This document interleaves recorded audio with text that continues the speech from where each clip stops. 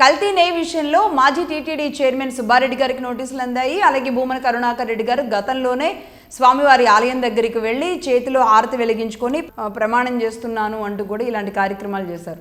నిజంగా ఇక్కడ సిగ్గుపడాల్సిన, విచారించాల్సిన, బాధపడాల్సిన భయంకరమైన విషయం ఏంటి అంటే, ఒక తిరుమల తిరుపతి దేవస్థానం విషయంలో ఒక వార్త బయటికి రావడం, అది భయంకరంగా స్ప్రెడ్ అవ్వడం, అది కూడా స్వామివారికి సంబంధించిన తిరుమల తిరుపతి దేవస్థానంలోని స్వామివారి లడ్డు అంటే అది ఆయన ఇష్టంగా తినే లడ్డుగా భావిస్తూ ఉంటారు. స్వయంగా ఆయన తల్లి వకుళాదేవే ఆ లడ్డు తయారీని చూస్తూ ఉంటారు. ఆ లడ్డు పోటు దగ్గర ఎదురుగా ఒక ద్వారం ఉండి అక్కడ అమ్మవారి విగ్రహం కూడా ఉంటుంది. అంటే కొడుక్కి, కుమారుడికి చేసి పెట్టే లడ్డు వకుళాదేవి స్వయంగా అందులో నుంచి చూస్తూ ఉంటారు, లడ్డు పోట్లోకి చూస్తూ ఉంటారు అనేది కూడా చెప్తూ ఉంటారు. బట్ అలాంటి ఒక పవిత్రమైన ఎంతోమంది మనోభావాలతో, ఆధ్యాత్మికతతో ముడిపడి ఉన్న ఆ దేవదేవుడు శ్రీనివాసుడికి సంబంధించిన లడ్డు వ్యవహారంలో ఎంత ఘోరమైన విషయం బయటకు వచ్చిందంటే, ఆ ఫ్యాటీస్, యానిమల్ ఫ్యాటీస్ కలిసాయి అందులో అనేది, జంతువుల కొవ్వు కలిసిందన్న దాంట్లో. కూటమి పార్టీ అధికారంలోకి వచ్చిన తర్వాత ఇదే విషయాన్ని పవన్ కళ్యాణ్ గారు ఆయన నడుచుకుంటూ వెళ్ళి స్వామివారి దగ్గర ఆయన కొన్ని కార్యక్రమాలు చేసుకొని అక్కడ చాలా గట్టిగా వార్నింగ్లు ఇచ్చి వచ్చారు. అలాగే అనేక మంది చాలా ఇబ్బందులు పడ్డారు. చంద్రబాబు నాయుడు గారు కూడా ఇబ్బందులు పడ్డారు.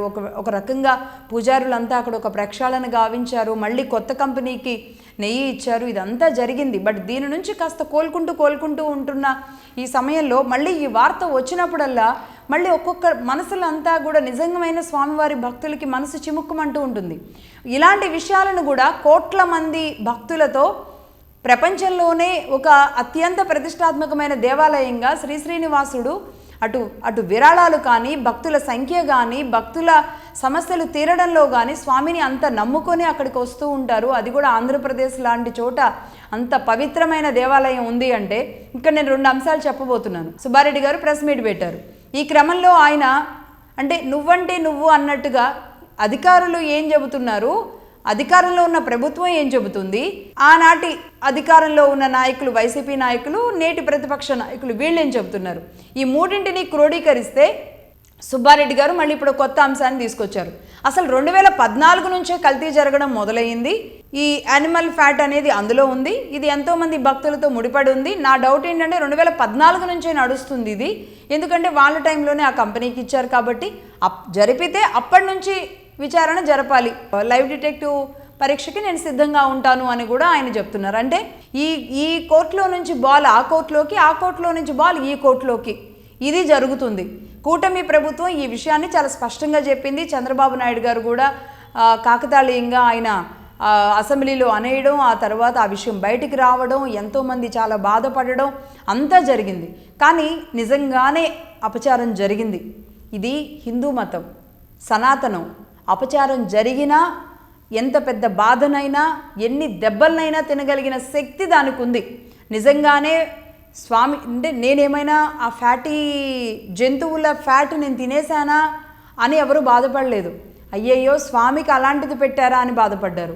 అంటే ఇది మనోభావాలతో ముడిపడింది. నేను తిన్నానా అనే దానికంటే కూడా అది స్వామివారికి చేరిందే, ఎంత అపచారం జరిగింది అని.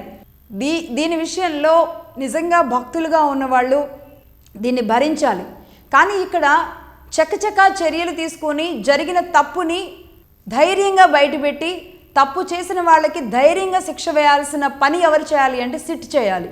ఇప్పటికి దాదాపుగా 16 నెలలుగా వస్తుంది అధికారంలోకి వచ్చిన కూటమి ప్రభుత్వం కానీ, దీనికి సంబంధించి ఒక సిట్ విచారణ వేయడం కానీ దాదాపుగా 15 నుంచి 16 నెలలుగా వస్తుంది. ఎందుకు ఇంత ఆలస్యం జరుగుతుంది? వీళ్ళు ఆరోపణలు చేసుకోవడానికి, ఇది ఒక వార్తల్లో నిలవడానికి, పదే దీని గురించి మాట్లాడుకోవడానికి, అది విన్న భక్తులు కళ్ళల్లో నీళ్లు తెచ్చుకోవడానికి తప్ప ఎందుకు ఈ వార్తలు? ఒక నోటీస్ ఇవ్వడానికి, ఆ నోటీస్ తర్వాత ఆయన విచారణ పిలవడానికి, ఆ తర్వాత అరెస్ట్ చేస్తారా లేదో తెలియడానికి ఇంకిన్ని రోజులు కావాలా? నిజంగా సుబ్బారెడ్డి గారు తప్పు చేస్తే కనుక దానికి సంబంధించిన ప్రూఫ్స్ అన్ని ఇమ్మీడియట్లీ తెప్పించుకునే టీం కానీ, ఆ సపోర్ట్ సిస్టమ్ కానీ కూటమి ప్రభుత్వం దగ్గర ఎందుకు లేదు అన్న ప్రశ్న ఖచ్చితంగా ప్రతి ఒక్క భక్తుడు ఈరోజు ప్రశ్నిస్తున్నారు. ఎందుకు సిట్ అంటే చాలా స్లోగా జరగాలని ఉందా? సిట్ అంటే ఎప్పుడు కూర్చునే ఉంటుందా?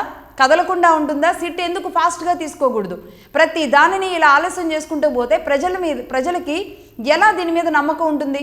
అప్పటికప్పుడే ఎక్కడి నుంచి, బెంగళూరు నుంచి నందిని డైరీ నుంచి తీసుకొచ్చారా, లేదా ఎక్కడి నుంచి తీసుకొచ్చారు, అందులో జరిగింది ఏంటి, వాస్తవాలు ఏంటి, ఇమ్మీడియట్లీ మనం చెక్ చేయించుకునే, పరీక్షించే, లేదంటే వీళ్ళని తీసుకెళ్ళి లోపల పెట్టేసి వాళ్ళందరినీ ఏం చేస్తారో తెలియదు నిజాలు బయటికి కక్కించి ఈ తప్పు ఇంకొకళ్ళు చేయకుండా మళ్ళొక్కసారి ఎవరు అధికారంలోకి వచ్చినా స్వామివారి విషయంలో ఇలాంటి పిచ్చ పిచ్చ పనులు చేయకుండా ఒక చర్యలు తీసుకునే ధైర్యం ఎందుకు ఈరోజు కూటమి ప్రభుత్వం చేయలేకపోతుంది అనేది ఇక్కడ రాజకీయాలు కాదు, లేదంటే ఎవరినో నిందించడం ఉద్దేశం కాదు.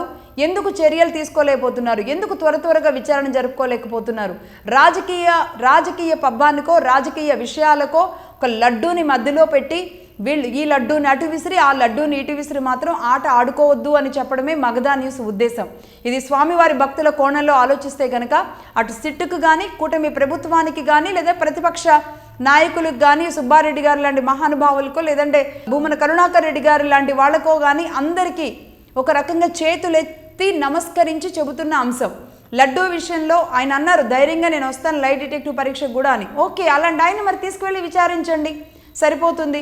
ఇలాంటిది చేయకుండా మీరు ప్రెస్ మీట్లు పెట్టి లేదంటే ఎక్కడో అక్కడ లడ్డూ విషయాన్ని పదే మాట్లాడుతూ దయచేసి రాజకీయం చేయొద్దు, జరిగిన తప్పు జరిగిపోయింది, జరగాల్సింది ఏంటి అని ఆలోచించి ప్రభుత్వం ముందుకెళ్తుంది. అదే ఉద్దేశంతో, అదే విధానంతో ముందుకు వెళ్ళాలి.